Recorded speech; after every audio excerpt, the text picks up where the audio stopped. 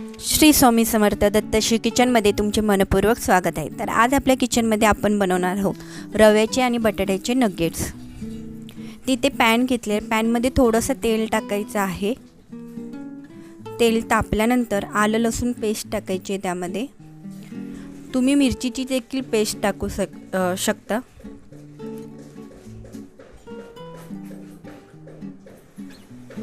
ती थोडी परतून नंतर त्यामध्ये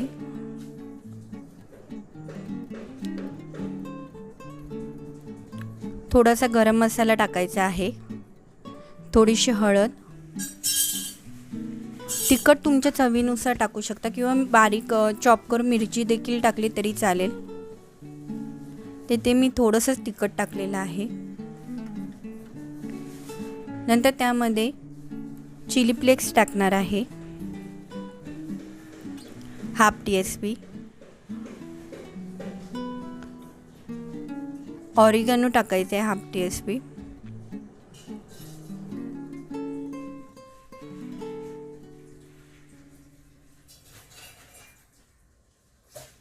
आणि हे परतून घ्यायचे आपल्याला। आता हे चांगलं परतून घ्यायचं आहे। परतल्यानंतर त्यामध्ये एकदम बारीक रवा असतो ना, तो घ्यायचा आहे। मीठ टाकायचं आहे चवीनुसार।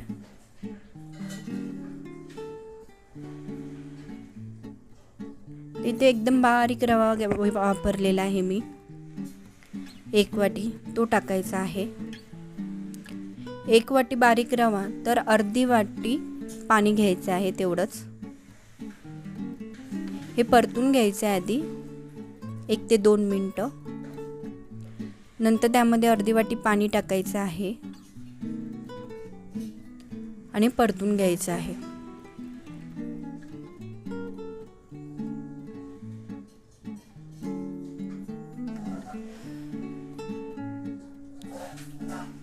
ते परतून झाल्यानंतर सगळे एकजीव झाल्यानंतर गॅस बंद करून करायचं आहे। ते इथे मिश्रण थोडं थंड करून घ्यायचं आहे।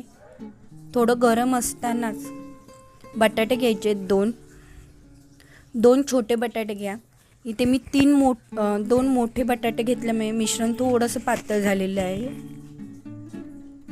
तर 2 बटाटे घ्यायचे आहेत मीडियम साईजचे, आणि त्यामध्ये जे आपण मिश्रण परतलेलं होतं ते टाकायचं आहे कोमट असताना। इथे मी चीज घेतलेलं आहे किसून 3 क्यूब, प्रोसेस चीज आहे, 3 क्यूब घेतलेले आहेत किसून, ते टाकायचं आहे यामध्ये।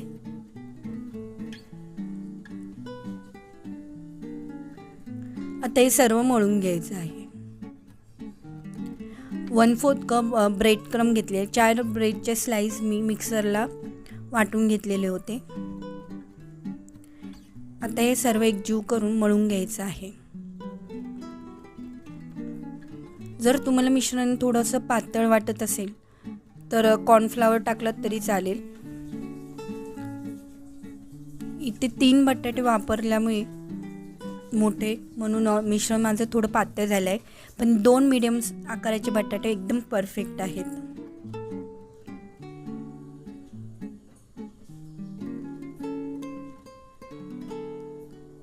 इथे मळून झालेलं आहे। हाताला थोडंसं तेल लावून अशा प्रकारे लांबट तुम्हाला पाहिजे त्या आकाराचे गोळे बनवून घ्यायचे आहेत। तर इथे मी लांबट आकाराचे गोळे बनवून घेतलेले आहेत। अशा पद्धतीने हाताला थोडंसं तेल लावायचं आहे।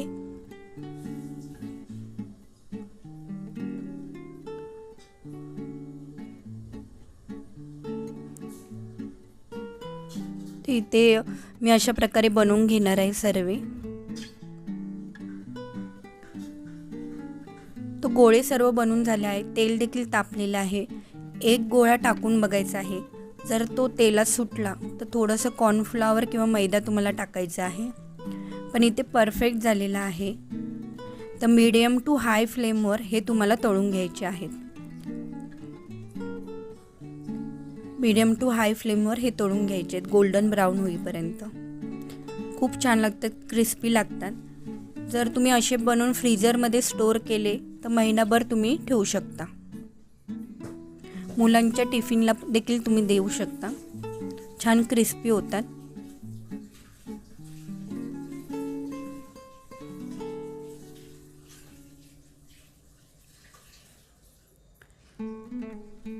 ते परतून घ्यायचे आहेत.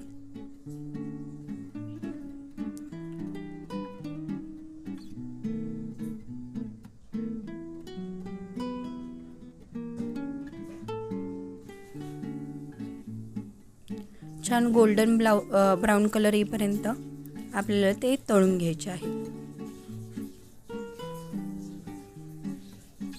तिथे तळून झालेले आहेत.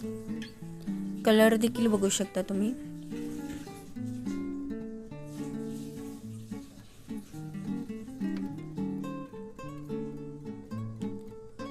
आता हे चाळणीवर मी काढून घेणार आहे.